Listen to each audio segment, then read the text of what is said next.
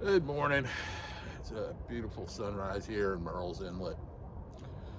I came here today to make a video, talk about my faith uh, and and just like give a testimonial to some effect. Uh, what God's done for me in my life. It looks like I'm going to have somebody here with me while I'm doing it. Okay. It is a brisk morning by South Carolina standards, but I'm kind of made a stronger stock than that, being from Pennsylvania. I mean, I used to go out in flip flops to shovel snow, but guess they changed their mind. But yeah, I could not think of a better spot, a better time uh, to talk about my faith and the journey that's got me to where I am now with God. And honestly, I think this is the happiest I've been my entire life living here. And just a lot of gifts God has given to me through the years. And I want to talk about that then too. But to start off, I was born, raised, baptized, married Catholic, and all of it at St. Joseph's Roman Catholic Church in Reading. When Kelly and I got married, we had three priests on the altar. Our pastor, Father Edwards, my father's best friend, Father Ted McCunas, and my uncle, my mom's oldest brother, Father Francis Nathaniel McDevitt. We called him Uncle Padre. Uncle Padre was the pastor of the same church for nearly 40 years at St. Patrick's in Malvern.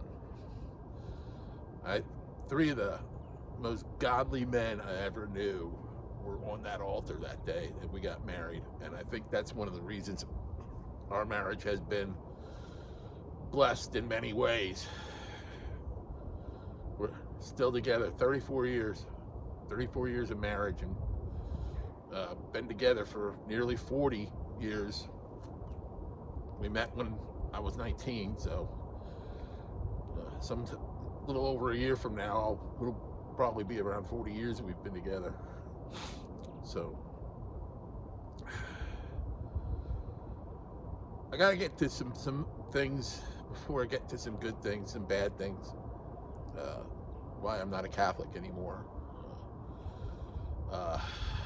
When I went to Central Catholic High School, there was a vicious man there named Father Bechtel, and he liked to beat on kids. He would take a big Crown Royal bag full of tennis balls and beat the snot out of them. And I was one of those kids that he had as a target.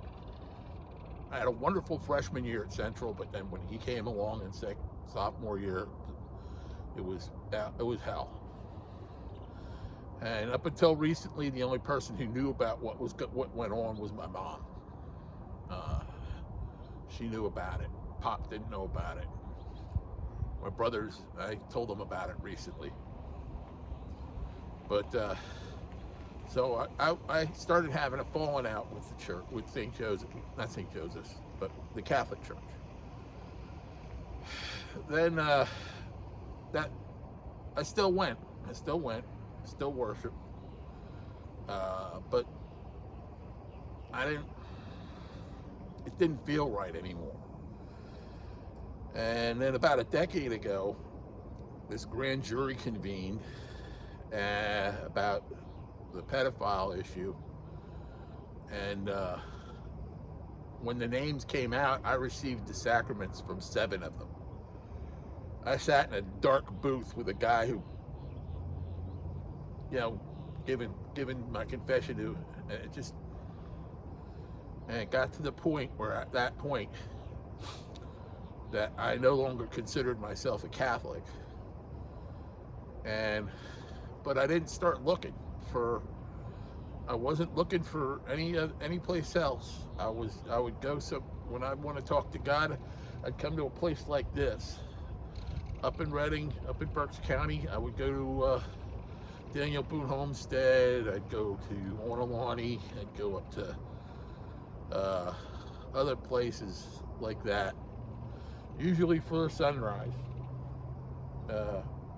Daniel Boone Homestead was my favorite, but it was a bit of a drive. But I would find a place and I'd talk to God and pray, and that went on for a while. Even when I first came down here, I was looking for places, to come during the sunrise and talk to him.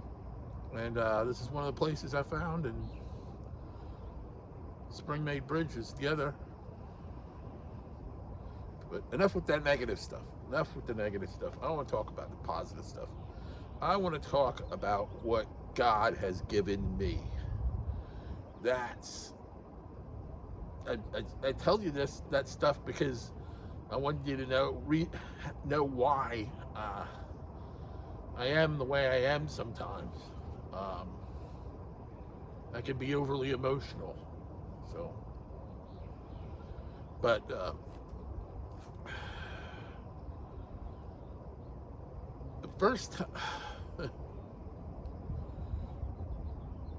first time I felt the Holy Spirit talk to me, it's a feeling you'll never forget. You won't. It's not like a conscience. It's not like it's not even a voice. It's just like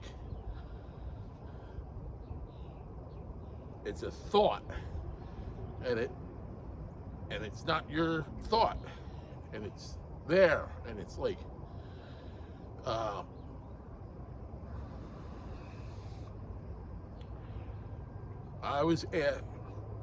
my wife and I were expecting our first son, and I have a nephew that my sister-in-law wasn't taking care of him, and the children and youth got involved, and here we are. Kelly's 2 months from having a baby, and I'm getting told, make this boy your son. And I did.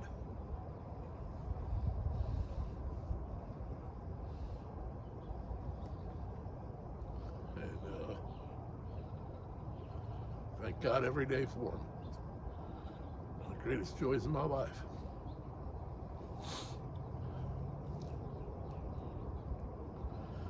A few years later, though, my sister-in-law had another child. She wasn't taking care of that one either. And that voice came to me again. And we were struggling. We could barely make ends meet. Kelly had to, quit her job to take care of the boys, and I was working 2 and 3 jobs, and it was very tight. And God asked me to take this little boy. His name was Austin, my nephew. And I couldn't. I was afraid. I was afraid to do it. I didn't know what was going to happen. And when you're afraid and God asks you to do something, you listen to him. You listen to him, because if you don't, you will regret it. You will regret it probably the rest of your life, because that boy went to a family that didn't want him to have any exposure to his relatives. He's a grown man now, and nobody knows what became of him. So I blame myself for that, because I didn't do what God asked me to do.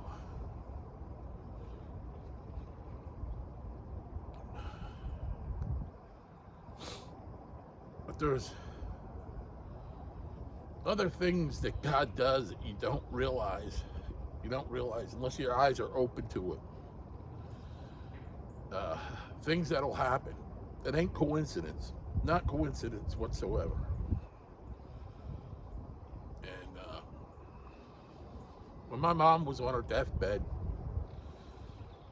well, 3 days before she was on her deathbed, she calls me out to their place to ask me to run some errands for her, and I do it. She makes me a nice lunch. We sit and talk, and she was absolutely radiant. Absolutely radiant. And she knew she was dying. I didn't know that yet. Then 3 days later, last conversation I had with her, laying in bed, she's all on morphine. I made her laugh. Made one of my little smart-ass jokes, not even thinking. Made her laugh, and that was the last conversation I had with her. And that was a gift. That was a gift. And then,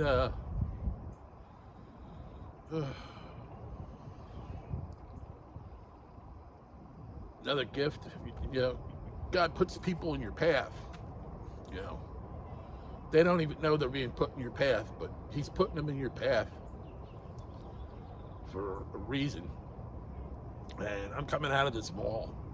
If you ever look on my Facebook and you see a picture of a door, this is the reason that picture is there.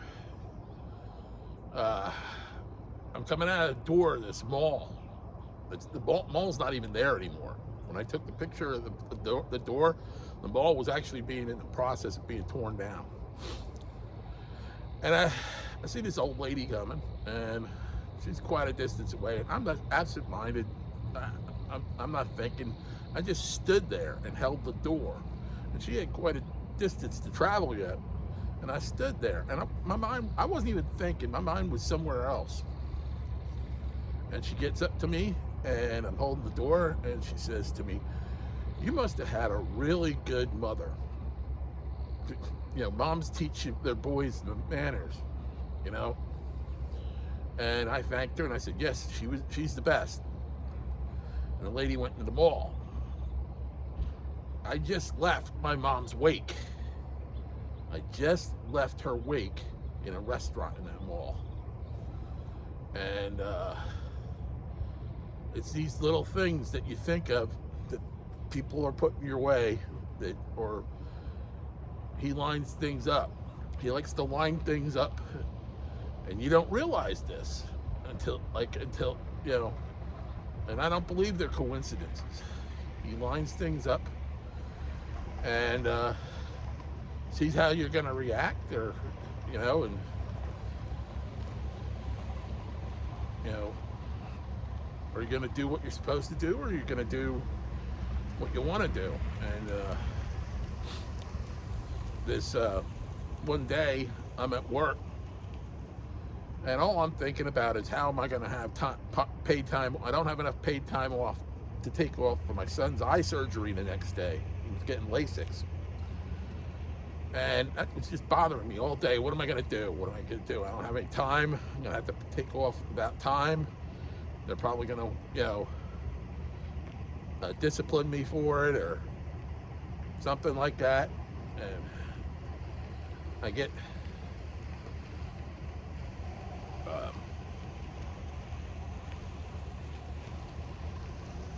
I get to the work, and I'm handing out assignments because I was a shift leader, and I gave these two people an assignment to help this guy out, and he's a guy that nobody likes. He runs to the bosses with everything. He's not a good person, not a nice person at all. And the first two people I had it assigned to, they didn't show up. And I got a phone call, and he goes, "Hey, you gonna send me somebody? I need help." So I called two other guys. Well, the first two were ladies. The second time I called two guys, they didn't want to go do it. So I said, "Heck with this." I dropped what I was doing, drove across town, and I helped this guy. Like I said, nobody liked him. So I went over and I helped him out. And all this time I'm thinking, I wasn't praying for time off or anything. I was just worrying about You know, how am I going to take care of Derek? And I go do this thing, and the second I leave the supply house, my phone rings, and it's my boss. We need you for some overtime tonight. Can you work it?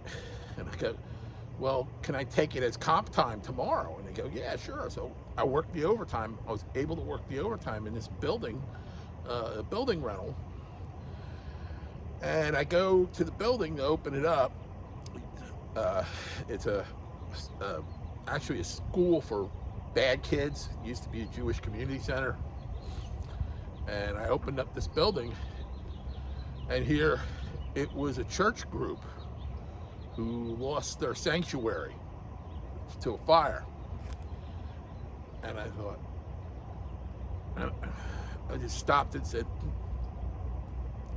thank you to God, because all that stuff fell into place, and I was able to take my son to get his eye surgery. But it's just so much stuff you see and you take for granted in life that God gives to you, and you don't even realize it. You gotta look. You gotta open your eyes and see what He's doing. I come here to South Carolina, and I wasn't looking for a spiritual home. I really wasn't. I was doing my thing, you know. Didn't want to fall into just, the bad experience I had. And I met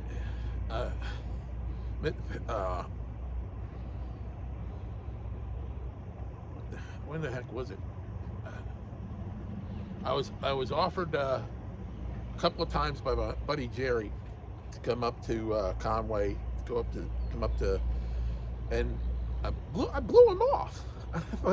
I blew him off, and it's like, Jerry's my best friend. He's like a brother, and he knew what was good for me. He knew what was good for me, and I blew him off. And then I go up to Crossroads for a political function, and I'm in there, and it's like, I felt it. I felt it there. I wasn't even there for service. I felt it then and there, that this is where I belong. This is my new home. And just when I'm able to get to church, haven't been there lately. When I'm able to get to church, I always leave there with feeling enlightened. First sermon, first time I was ever there, it was about the Absalom spirit. And I thought, in all my years of being a Catholic, I never heard this story. I never heard it. It was always like they pulled their sermons and there's whatever scripture readings they were having out of like a card catalog, and repeated them every year because we were hearing the same stuff over and over. I go to Crossroads, and every week is a new experience. Every week is an epiphany. Every week I learn more and more about my faith that I didn't even know before. And when you have that, that's a gift too. I mean, it's really great that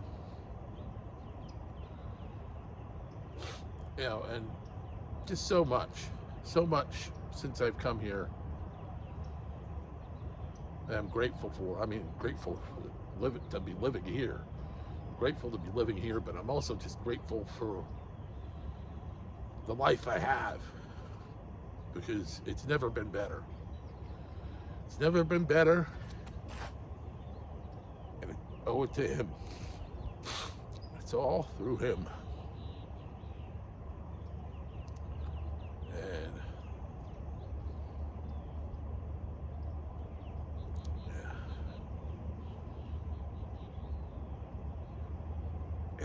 much more to say.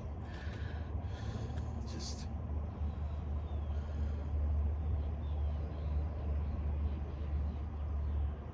thank you. Thank you. Oh, God. Yeah, there is something else to say. There is something else to say because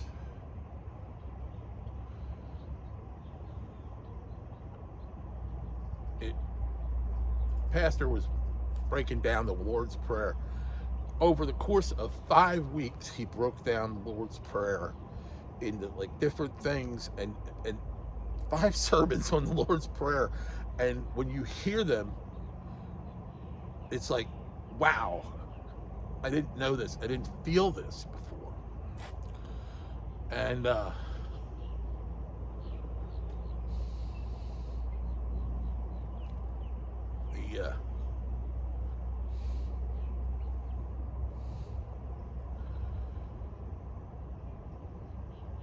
all those years having to go sit in a box, confess my sins, and being told all I really have to do is turn to him and ask for forgiveness. And forgiveness was one thing, but I always carried guilt. I always carried guilt with me, and he lifted that off of me like a weight that you couldn't believe. He lifted that off of me. That guilt. And I think that's one of the reasons I'm so happy. Because I carried a lot of it around with me, especially when it came to Austin. It just, he lifted it off of me. I didn't even have to turn to him. I didn't even have to ask him. He just did it. That's the amazing part. I realized, and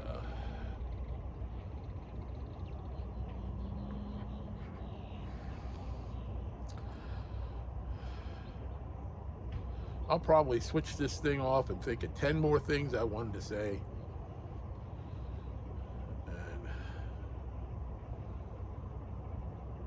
But I'm just gonna leave it at that.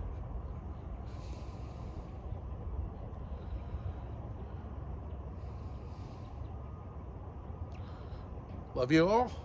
God bless.